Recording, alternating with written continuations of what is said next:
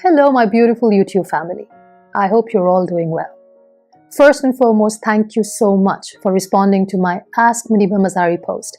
And thank you so much for sending in such beautiful and meaningful questions.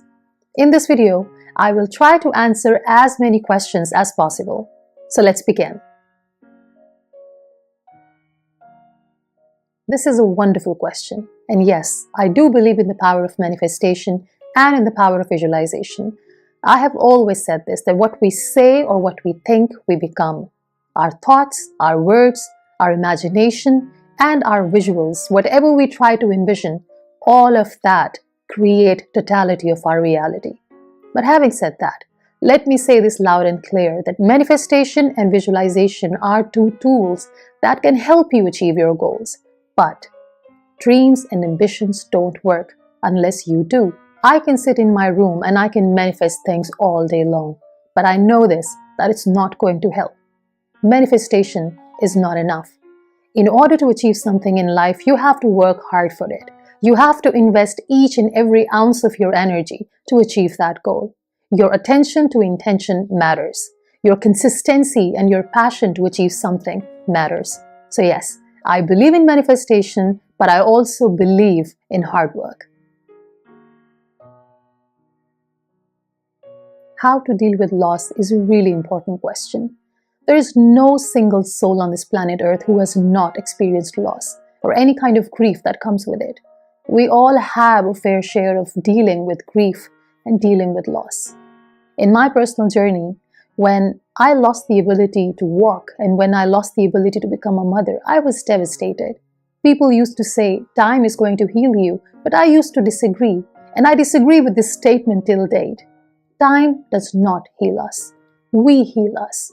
We heal us by realizing that it takes immense amount of courage and strength to acknowledge that we all have to learn to coexist with loss, to coexist with grief.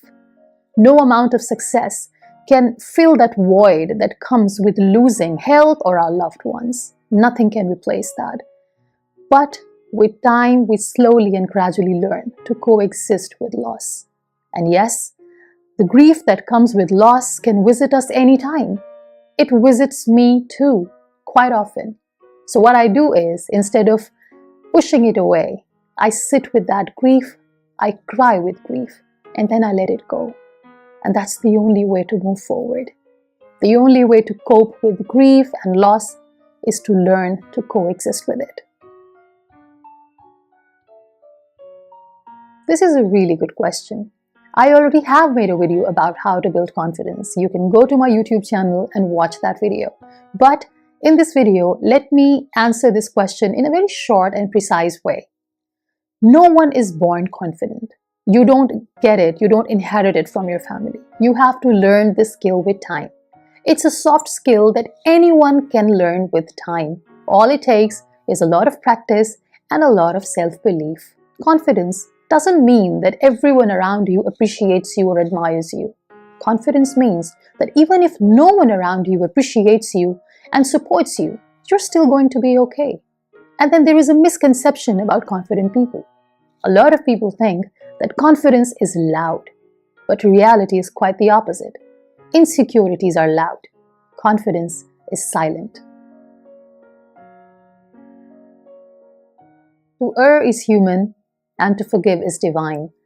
How sad it is to see that it's so much easier for us to forgive other people, those who wrong us. But when it comes to forgiving ourselves, we are sometimes too hard on ourselves. The most difficult thing to do is to forgive ourselves. If we continue to focus on all the wrong things we have done in our life, we will never get time to make things right. This question is beautiful, and this reminds me of a very powerful quote which says, "Make mistakes and learn from them, but never regret them." Because the most difficult and hardest thing to carry when we grow older is regret. So instead of focusing on what you have done and why you have done it, focus on what can you learn from it. My mother is my biggest inspiration. This goes without saying. I mean, all that I am and I aim and hope to be, I owe it to my mother. She is the most beautiful, most kind, considerate, and present human being I've ever seen in my life. And the way she's so consistent with her empathy, generosity, kindness, and presence, the way she's always willing to help and serve people, it's just unreal. Because of her, I want to be a better person. Because of her, I want to become more empathetic and more kind and considerate to myself and people around me. So yes, my mother is my biggest inspiration, hands down. This life has taught me some really powerful lessons, and one of the biggest lessons I've learned so far is that our life purpose has nothing to do with us. It's all about what we do for other people. You see, we came in this world with nothing, and we will leave with nothing. So it's all about what we do in between. How many lives we try to transform, how many hearts we try to heal, and how many souls we try to touch. That is what life purpose is all about. It's good to be called a human being, but in order to honor this title human being, we have to serve people around us. My mother always says one thing, that when you try to help someone unconditionally, without expecting anything in return, God has His way of paying back, and God never forgets. All that compassion and empathy will come back to you when you least expect it and when you need it the most. So if you truly want to find purpose in life, go and serve people, and you will be blessed with so much more. And you don't have to find peace when you help people. When you help people unconditionally, peace is going to come find you, and it will stay forever. This is a really important question, and I think it's the need of the hour to answer this. So many of us are suffering silently, weighed down by the fear of being judged by other people. If you are going through this phase, and if you have this fear of other people's judgments, let me say this to you, that if we focus on what other people think of us, we will eventually lose the sight of who we really are and what we are destined to be. I know, sometimes it gets nearly impossible to avoid and to just ignore the noise and other people's opinions, but for your own sanity and your well-being, you have to learn this art of letting go of that extra noise which is distracting you from achieving your goals. I think it's not about having a strategy. It's about choosing what you want to be and who you want to be every day. Just the way we choose what food we want to eat, what clothes we want to wear, we have to choose our thoughts, we have to choose our behaviors and our daily habits every day. When I wake up in the morning, I choose to be a better person. I choose to be a positive person. But then there are days when I don't feel like waking up in the morning. I don't feel like being this positive person. And I give myself some time and grace to heal. And then the next day, I wake up and I choose motivation. This is a really interesting question. Firstly, I don't notice things when I meet people. I notice their behavior. People say a lot of nice things, but I notice what they do.